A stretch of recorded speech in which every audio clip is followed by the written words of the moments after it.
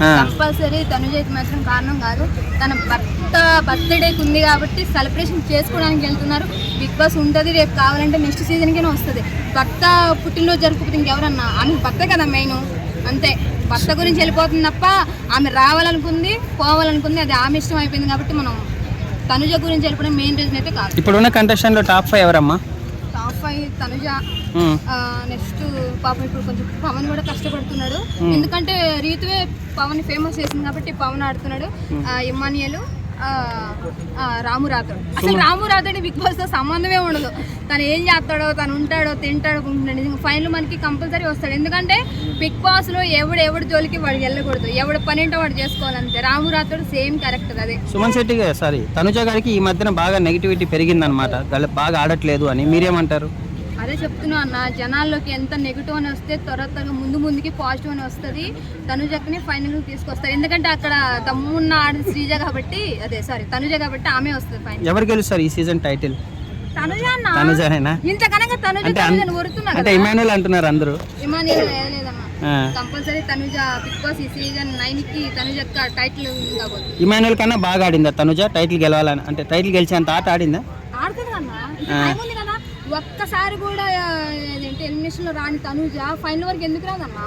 Compulsory వస్తుంది. Emmanuel ఏంటంటే తను గేమ్ ఆడుతున్నాడు, సపోర్ట్ చేస్తున్నాడు, కానీ ఎక్కువ ఫ్యాన్స్ ఉన్నది ఎవరికి? తనుజకి. ఏ చిన్న వీడియో పెట్టినా తనుజ అని లైక్లు కొట్టే వాళ్ళు ఫ్యాన్స్ ఎందుకు గెలిపిరన్నా? నేనే చెప్తున్నా, నేనే తనుజని గెలిపిస్తాను. Thank you.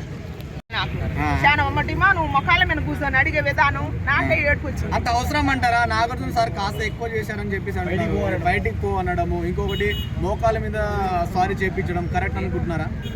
కరెక్ట్ కాదులే, కానీ నెక్స్ట్ సీజన్కి వేరే వాళ్ళు వచ్చి ఇంకొంచెం ఎక్కువ చేయకుండా బిగ్ బాస్ హౌస్కి చెడు పేరు రాకుండా అని ఆయన ఉద్దేశం, ఆయన ఆలోచనలో అలా చేసింది. కానీ మనకేం చూసాలో కొద్దిగా ఎక్కువ అనిపించింది దాంట్లో. కాకపోతే డిమాండ్ ఫోన్ సారీ అడగటం కానీ ఏదైనా చేయటం కానీ జెన్యున్ ఉంది, పాపం అనిపించింది.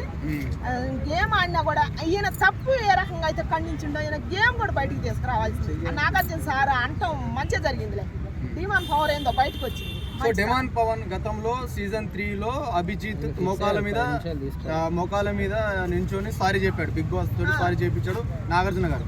సో ఇప్పుడు డిమాండ్ పవన్ అదే హిస్టరీ రిపీట్ అయింది, టైటిల్ డిమాండ్కి వస్తుంది అంటున్నారు. సో కరెక్ట్ అనుకుంటున్నారా మీరు?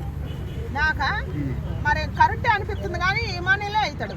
ఆయన కష్టపడి మన ఇప్పుడు ఈ సీజన్కి మాలాంటి వాళ్ళు, మీలాంటి వాళ్ళు, వయసు వాళ్ళు అంటే పక్కన పెట్టి మీరు లవ్ కోసం దానికోసం చూస్తారు. మాలాంటి వాళ్ళు చూడాలంటే ఎంటర్టైన్మెంట్ హెల్దీ కామెడీ కోసమే కదా. అందుకని ఆయన కామెడీ ఉంది, మాట్లాడినా బాగా మాట్లాడుతాడు. ఏం చేసినా కూడా హౌస్లో అందరికీ అన్నం తినపోయినా కూడా బతిలాడు పెడతాడు పోయి. ఆయన వల్ల నెగిటివిటీ లేదు, హౌస్లో లేదు, బయట లేదు. మరి సంజన గారు ఇలా ఆడుతున్నారు, సంజన బాగా నెగిటివ్ చేస్తున్నారు కదా ప్రతి విషయంలో, ఆమెను బాగా ఇరిటేట్ కొంచెం తక్కువ చేసి మాట్లాడడం ఎలా అనిపించింది? మరి అంటే ఆమె కొంచెం నోటిదలు ఎక్కువ లేదు, అది మనకు కూడా కానొస్తుంది కదా. ఆ నోటిదలు ఎక్కువ ప్రతి దాంట్లో దూరుతుంది కదా, దాన్ని మీరు ఎలా చూస్తారు? అదే దూరం తొలి తగ్గించుకోమని చెప్తాను మనం కూడా. Thank you. బిగ్ బాస్ అవకాశం లేదట్టు ఆమె డేరుగా చెప్పింది బిగ్ బాస్ గురించి. ఆమె ఇష్టం వచ్చినప్పుడు రావచ్చు అంట, ఆమెకు నచ్చినప్పుడు పోవచ్చు అంట. శివాజీ గారు కూడా అదే మంట పుట్టి ఛాన్స్ ఇచ్చింది, శివాజీ గుట్టకలేసింది శివాజీ గారు కూడా. బిగ్ బాస్ కి ఆమె ఇష్టం వచ్చినప్పుడు వస్తుందంట, ఆమె ఇష్టం అంటే ఆమె అత్తగారు ఇల్లేము. మరి అది ఆమె అత్తగారు ఇల్లేము దేవల మాధురి గారు. నిజంగా దువాడి సింగ్ గారు అట్లే చెప్పింది, ఆమెకు ఒకళ్ళు ఎదురు వచ్చినా స్మాష్ ఏనంట, ఆమె ఎదురు వెళ్ళినా స్మాష్ అని చెప్పింది కరెక్టే. నిజంగా బిగ్ బాస్ కూడా ఎదురుపోయింది ఆమె దెబ్బకి. శివాజీ గారికి ఇచ్చే సమాధానం ప్రతిది కూడా వెటకారంగా, ఏదో పొగరుగా, లేకపోతే నేనే చేయగలను అనే విధంగా ఇచ్చినట్టుగా అనిపిస్తుంది. చూసే వాళ్ళకి అందరికి అనిపిస్తుంది, మడిచి పుట్టిన వాళ్ళకి ప్రతి వాళ్ళకి అహంకారం పట్టొచ్చినట్టు కానొస్తుంది. అది డబ్బులో ఉంటాం మహస్యం. డబ్బు ఎవరినైనా బండబెట్టింది, ఎవరు మాట్లాడలేరు. అది దివ్యల మాధురి గురించి ఎంత చెప్పినా తక్కువే ఆమెకి. ఆమె గురించి దువ్వాడి సీన్ గారు కరెక్టే చెప్పిండు.